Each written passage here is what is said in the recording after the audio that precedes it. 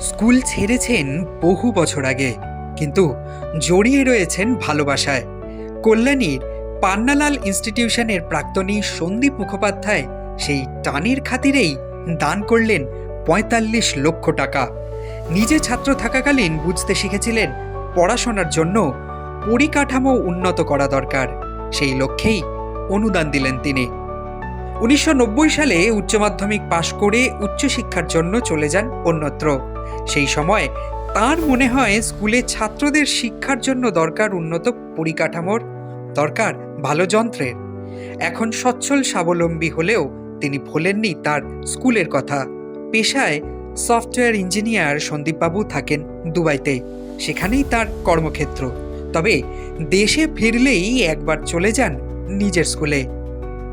আজকে কল্যাণীর পান্নালাল ইনস্টিটিউশনে আমাদের বিদ্যালয়ের ১৯৯০ সালের প্রাক্তনী, ১৯৯০তে এইচএস প্রাক্তনী সন্দীপ মুখার্জি বর্তমানে দুবাইতে থাকে, সফটওয়্যারে বিজনেস আছে।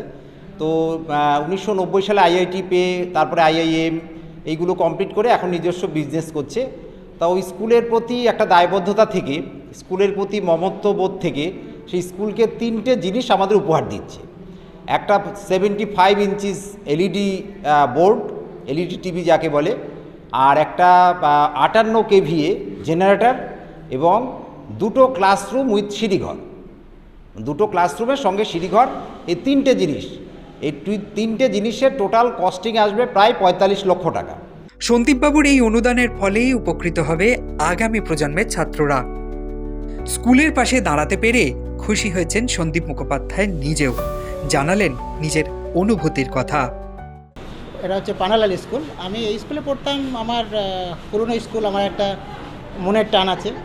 তো আমার মনে হলো আমাকে কিছু কন্ট্রিবিউট করা উচিত অ্যাজ এ প্রাক্তনী। তো সেটাই আমি করেছি, নাথিং। টাকাটা মানে আমি ৩৫ লাখ টাকার মধ্যে ডোনেট করা হয়েছে। তো তার মধ্যে সেই টাকা দিয়ে 2টো রুম হবে, একটা জেনারেটর সেট কেনা হয়েছে, আর একটা স্মার্ট টিভি কেনা হয়েছে ওদের সুবিধার জন্য। আমার খুবই ভালো লেগেছে। ছেলে যেরকম করছে সেটা আমার পক্ষেও খুব ভালো আনন্দের, গর্বের।